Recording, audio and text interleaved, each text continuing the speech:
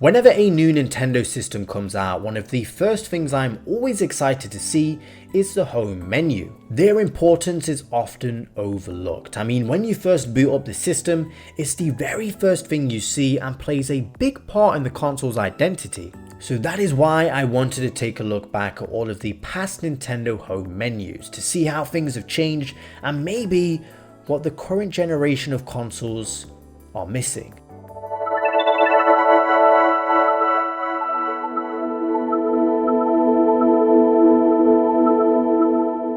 The first real Nintendo console to have a home menu was none other than the GameCube, and I love this one. Maybe there's a bit of bias because it was my first console growing up, but I love the calming, mysterious vibe it gives off. Just a floating cube in an endless black void, and that calming music that just makes you sit there and question your poor life decisions. As far as menus go, this one is very basic. I mean, you technically don't even have to see it because if you have a game in when you turn the console on, it just goes straight to the action unless you hold A or don't insert a disc. It has your basic options, calendar, memory card access, and of course being able to launch the game. Overall, to say this was very early on when console home menus weren't too common and consoles still exclusively only really played games, a pretty good start and very iconic and did what it needed to do. Next we have the Nintendo DS. A big step up from the Game Boy Advance, which only had a startup screen. Look, you can even tell the date and time twice. No music this time unfortunately, but at least there is a startup jingle and the greatest invention in human history, PictoChat. You want to know why the DS is the second best selling system ever at 154 million units? PictoChat. You want to know how we were able to walk on the moon? PictoChat. How do you think the astronauts were able to communicate with us on the ground? PictoChat was so simple yet so fun. It's a really cool app to have on your home screen to show off the touchscreen capabilities. Remember back then, touchscreens were still new and this was many people's first time using one with a stylus, myself included. So as a kid, being able to draw in this thing was amazing, but not as cool as being able to have two different clocks and your name in the top corner. Again, for the time, a simple home screen that just worked. The Wii is where Nintendo started to step up their home menu game, and this is a generation where you could really start doing a lot more with your consoles other than just play games, and having a hub for all of this was a necessity, and oh boy did they go all out. This genuinely has to be one of my favorite home console menus. Firstly, the aesthetic gives off that early 2000s Fruitica Aero vibe and I love it. The relaxing menu music and all the different channels being displayed as TV screens, amazing. But let's talk about the actual channels because this is what separates the Wii from past systems. I know these are technically apps, but with them being pre-installed and an integral part of the home screen experience, I thought I'd include them. The Me channel, perhaps the most iconic avatar maker of all time. Everyone who had a Wii has fond memories of this channel. From the iconic music to making Miis based off your family members, seeing them all in the little plaza. The fact that this is just a simple avatar creator and we all have fond memories of it just goes to show how good it actually was. This was essentially the foundation of the Wii, as Miis were used everywhere on this system. You also have the weather channel where you can find out the time, the photo channel, news channel, Wii shop channel, the birth of virtual console, having access to all these classic games, being able to buy them whenever at the time was just amazing. Plus you could get even more apps such as the Check Me Out channel or Homebrew. And when you download the games, it even has this cool little download screen. So cool. Truly a magnificent home screen full of so many little features and Easter eggs. Amazing. Also in this generation, we got an upgrade to the DS. The DSi, which had a new home screen too and was quite a big upgrade to say it was only a mid-cycle refresh. We have the DSi shop where you can download DSiWare similar to the Wii, as well as lots of different apps and PictoChat. Very important, it isn't pre-installed but it's still there, so I'll let them off. The DSi also introduced a camera and a mic, and they both had two apps to show these off, and home screen music. The best part. This is basically just a more refined DS home screen, and that is fine because the 3DS perfected this. And what a home screen this was. It had everything from silly little games that showed off the AR technology in the camera to its own meme maker and a much more refined digital store. The birth of the eShop. This was during the era where digital really began to pick up and pretty much become a standard, so not only could you buy the small digital only titles, but the full releases as well. You could also get demos, videos, apps, and they even changed the music in the eShop every few months up until about 2016, which is so cool. They did not need to do that. In fact, every default app on this system pretty much has music.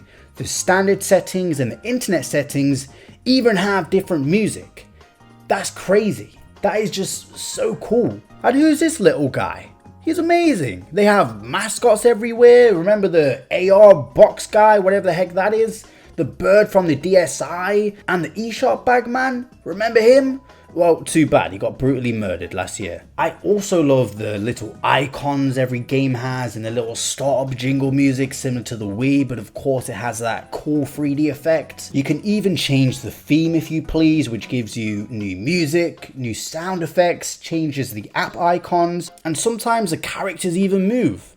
Look, he moves. We haven't even mentioned perhaps one of the best features, Street Pass. If you take your 3DS out with you and pass by another person with a 3DS, you get their Mii in your plaza and you can play mini games with their help. Honestly, just such a cool concept, and I just think collecting the Mii parts is so cool as is, and was especially cool if you went to these special events and got to see Miyamoto or Reggie and have their Miis with you on their plaza. Why is this not on the Switch? Bring it back! Overall, the 3DS was and still is such an amazing home screen. Perhaps my favorite out of all of them. And it really did feel like your own system with all the customization options. Truly amazing. The Wii U home screen is a bit of a mixed bag. It has a lot of charm and personality like past consoles we discussed. I love the big plaza with all the Miis and the popular games people are playing, although it doesn't really show that now because it's, Miiverse is closed down. It also had the cool little drawings you would get from Miiverse, Nintendo's answer to social media that didn't really last for long.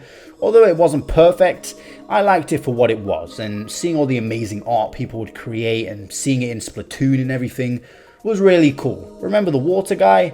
I wonder what he's up to nowadays. I love the menu music, the fact that you can switch between the gamepad and TV screen if you want to have the more traditional home icons showing up there, the eShop music changing regularly, all of the different system music similar to the 3DS. We have unique music for practically every app. The Mii Maker was really cool on the Wii U, the internet browser, all of that was great. But my goodness, is this thing slow. Like perhaps the slowest console home menu I have ever used. For the time it takes for me to boot up the eShop, I've already beaten Persona 5 twice. It's a shame this really does take away from the experience, because although these extra features are nice, the performance really should take priority. But I still have fond memories of this home menu and all of the little features they crammed into it. Lastly, we have the Nintendo Switch home menu. On one hand, it works very well, it's quick, simple, does the job, the bare minimum, which is fine for some people, I guess. On the other hand, it's boring as heck, has no music, no start screen even the Mii Maker is tucked away in the settings and is just silent, so you have to sit there alone with your thoughts. There's no themes, wait, sorry. There's basic black and basic white, I stand corrected. There just isn't much going for it. Now, I understand Nintendo said they wanted to keep the file as small as possible for it to run well. I think they said back in 2018 it's less than 200 kilobytes or something. I don't know if that is still the case with there being new features like folders and the NSO app and Bluetooth support, but I get it. The Switch is a hybrid system. If you want to quickly pull this thing out and kill 5 minutes on a bus or something, you want the games to load quickly. If this was the Wii U and you wanted to kill time on a 10-hour flight, the game would load as the plane is about to land. So the Switch does that part well. However, not entirely, because while the rest of the system is quick, what is going off with the eShop? This thing is very laggy at times, and don't get me started on the NSO app. This thing runs at like 10 FPS and 5 FPS if you have a game open, and even shows a message on your screen basically telling you to close the game if you want to actually use the app.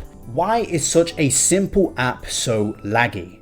I love the idea of the NSO app, although it looks a bit out of place on the menu, but seeing the timeline of all the old games, the customizable icons, the rewards you get, even though they aren't the best, is cool, but I really go into this app because of how bad it runs. So cutting out all of these features for performance would be fine if the system runs flawlessly, but it doesn't. And how much space would a background track for the eShop really take up, huh?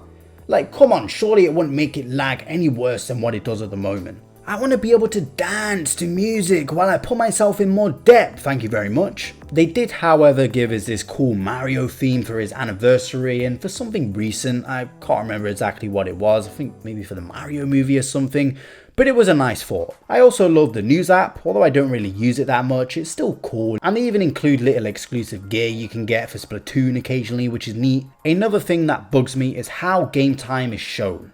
Like, why do they need to wait 10 days for the time to actually show, and then it's only rounded up in 5 hours and you can only see up to 20 at a time? Why? This is so basic and something previous consoles did fine. We know Nintendo still has it in them because the NES and SNES Classic Mini had amazing home menus and even had really cool music as well. Overall, the Switch home menu isn't the worst thing in the world. It works, it does its job. As long as it functions, that's the most important thing. But be prepared, if you don't add menu music and a random mascot who serves no purpose whatsoever, some nerd on the internet like me will judge you for it. Sunrise.